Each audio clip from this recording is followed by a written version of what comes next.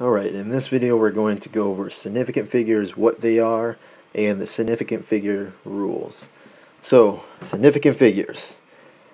Basically, say you had a number, say you had a certain quantity of some certain element, and you weighed it out, and it weighed 0.4 grams. Okay, so that's pretty precise. That's 0.4 grams. But say you weighed it on another scale and it told you 0.44 grams. Now that's even more precise because this number right here goes to the 100th place instead of just the 10th place. And say you could weigh it out again on another scale that's even more precise and it weighed 0.444 grams. So as you can see, as we proceed, this number is a lot more vague compared to the numbers to the right. This one's more precise, and this one's even more precise than the previous numbers. And that's because it's getting more specific within the decimal places. So significant figures basically gives you a margin of error on your measurements, like what numbers are actually important. So you can tell from just by looking at this, you can guess that this number will probably have more significant figures because it's more precise compared to these over here. But there's certain rules that you have to go by because it gets a lot more specific than that. But that's basically the idea behind significant figures. It's just to tell basically how specific a measurement is and what your margin of error is. Now, so when you look at a number such as these, you should be able to tell how many significant figures are in that number. And to figure out how many significant figures there are, you have to go by certain rules, which I have written here. And there's more rules. We're going to scroll down. But I had them pre-written out for you so they're in nice text and you don't have to look at my sloppy handwriting. So the first rule is, number one, all non-zero, that means any number that is not a zero, all non-zero numbers are significant. Okay, so that's pretty easy. So for example, 1. The number 1, that would, if you saw that in the overall number, that would be significant. 2, 3, that's what I was talking about, my sloppy handwriting. 3, 4, 5, 6, 7, 8, and 9. You see any of these numbers, they're all going to be significant. Okay, so I mean that's pretty easy. If you see any number and it's not a zero, you know it's significant. So we can tell right here, if we're going to look at this number right here, that would be significant. So that's 1 so far. Here, there's 2 4s, so far there's 2 significant figures, and this one would have at least 3. Just going by this rule right here. So another example, say we had 343. Well, you can see there's 3 numbers there that are non-zero, so therefore you know that this number has 3 significant figures. You know, we're going to designate a color to underline significance. I'm going to pick orange. Okay, so that's 1, 2, 3 significant figures. You know, let's try another one. Let's say 57.9. Okay, so I see 3 numbers in there that are non-zero. So that's going to be 1, 2, 3. So 3 significant figures yet again. And that's just a coincidence, but just stuff I made up. So that's just going by rule number 1. That's just to show rule number 1 is really easy. Okay, so if rule number 1 is all non-zero numbers are significant, the rest of these rules that we're going to look at all have to be dealing with zeros and telling if they're significant or not. Okay, so rule number 2, zeros between non-zero numbers are significant. So between, what does between mean? Well, that means between. So we have a 4 there and an 8 there, and if the 0 is between, that means it's going to be right there. So that's 408. So judging by rule number 1, we already know that these are significant. So that's 2 so far. But then looking at rule number 2, zeros between non-zero numbers are significant. That 0 is between 2 non-zero numbers. So we know that this 0 has to be significant. And we have 3 significant figures again. Okay, I'm sorry. I'm going to stop doing 3. Okay, let's say we had, I'm going to stop doing 4 too. Let's say we had 1, 0, 0, 0, 8. That's 10,008. Going by rule number 1, and off the top of your head, because you should already have rule number 1 memorized, you know both of those are significant because they're not zeros. And then, going by rule number 2, these zeros right here, all 3 of them are between non-zero numbers. So, these are significant. So that is 5 significant figures. And when your test gets graded, and you want to know why you get points off, they'll probably just write sig figs for short. So that's significant figures. Alright, so rule number 1 and number 2, that was pretty easy. Let's look at the rest of them. Okay, so rule number 3. Zeros to the left of the first non-zero digit are not significant. Oh, okay. So the first 2 rules were saying what were significant. Now this one is saying what's not significant. Zeros to the left of the first non-zero digit. Okay. Alright, so that might not make sense at first, but let's see if we can plan it out here. Let's say we had 608. Okay, and it says, let's read this again. Zeros to the left of the first non-zero number. The first one is 6. So there was a 0 there. Now you'll never see a number like that unless there's a decimal right there. You can see 0.0608, right? So zeros to the left of the first non-zero digit are not significant. So here we have a number. Going by rule number 1, do this before I underline it, you can tell those 2 are significant. Rule number 2 says zeros between non-zero numbers. Well, this number right here is between non-zero numbers, but that one isn't, so I'm not going to underline that one. So far we have 3 significant figures. Now rule number 3 says zeros to the left of the first non-zero digit. 6 is the first non-zero digit. So therefore, zeros to the left of it will be not significant. So this number right here, this 0, is not significant. So even though you see 4 numbers there, guess how many sig figs we have? Just 3. Okay? Pretty easy, right?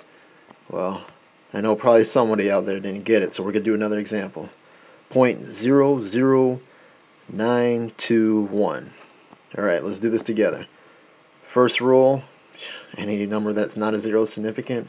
Second rule is talking about zeros in between non-zero numbers. I don't see any zeros in between them. And then rule number 3, zeros to the left of the first non-zero digit. The first non-zero digit is 9. So to the left, everybody raise your left hand, we go this way. These zeros are not significant because they're to the left of 9. So therefore, once again, oh crap, sorry, we have 3 sig figs. Alright. So, I mean, rule number 3 is pretty easy too. I mean, you can look at a number, look at your left hand, you know, any number to the left, or any zeros to the left of the first non-zero digit are not significant. Okay, so rule 1 through 3, really simple.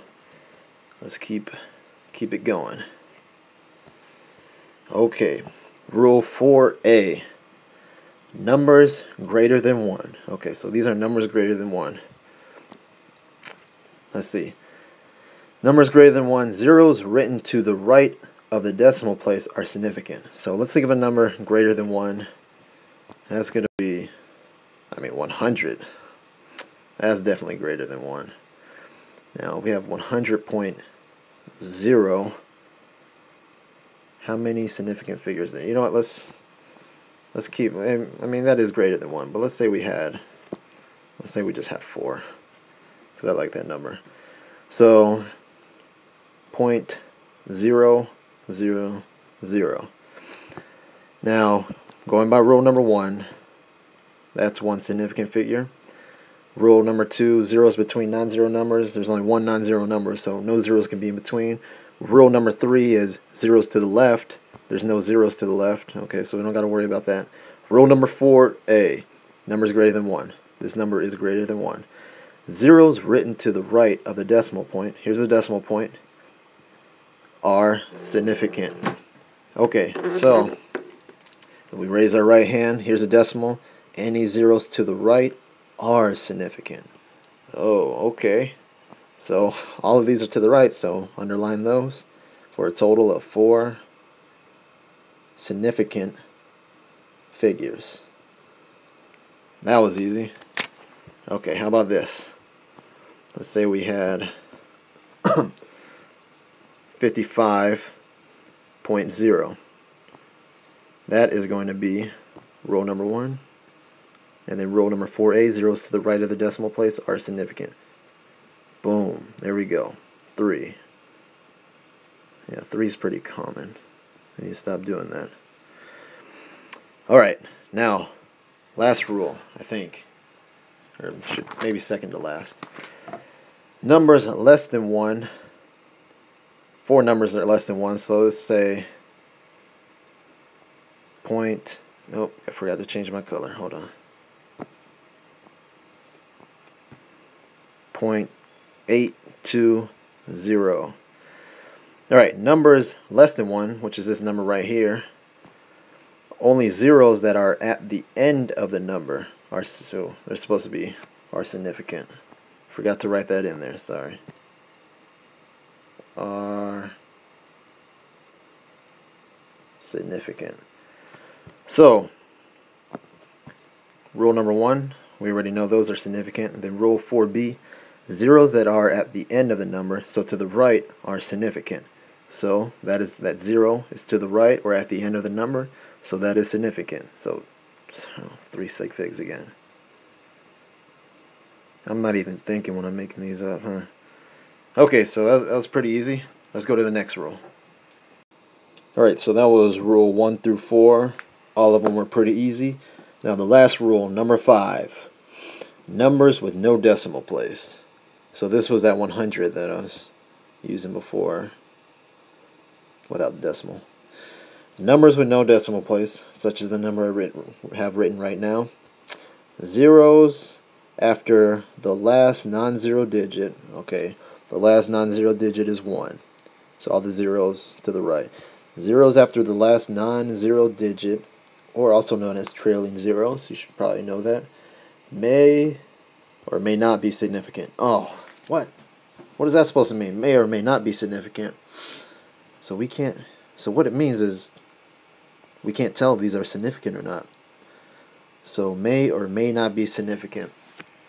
So basically, what rule number 5 is saying is when you have a number such as 100, 400, 5,000, 500, what was that? Let me erase that. I don't know how it does that sometimes. But numbers such as these, you cannot tell if these zeros to the right, when there's no decimal place, are significant or not. And the reason is that it's undefined. It's not definite on if you're saying these are significant. So it's a lot of, it's very vague, is basically what I'm trying to say on if these numbers are significant. So to avoid this confusion, that's why we write numbers such as these in scientific notation. So just for the top 3, just to save some room, that's why we could write 1 as 1 times 10 to the second. So these are equivalent to each other. So now we know that this number has 1 significant figure. But say for this one right here, this could be 4.0 times 10 to the second. So we know that this 400 has 2 significant figures because zeros to the right of the decimal place for numbers greater than 1 are significant. And then this 5,500 can be 5.500 times 10 to the 10 to the third. So it would be 4 significant figures. And yeah. So these are all the rules for the significant figures. And I know there's going to be somebody out there who wants to write them all down. So I went ahead and wrote all the rules down together right here. So you can pause your screen and copy it down instead of trying to watch the video and watching me scroll through it. And I'll just leave this up for a few seconds just in case it takes you a while to pause. Alright, you should have got it by now.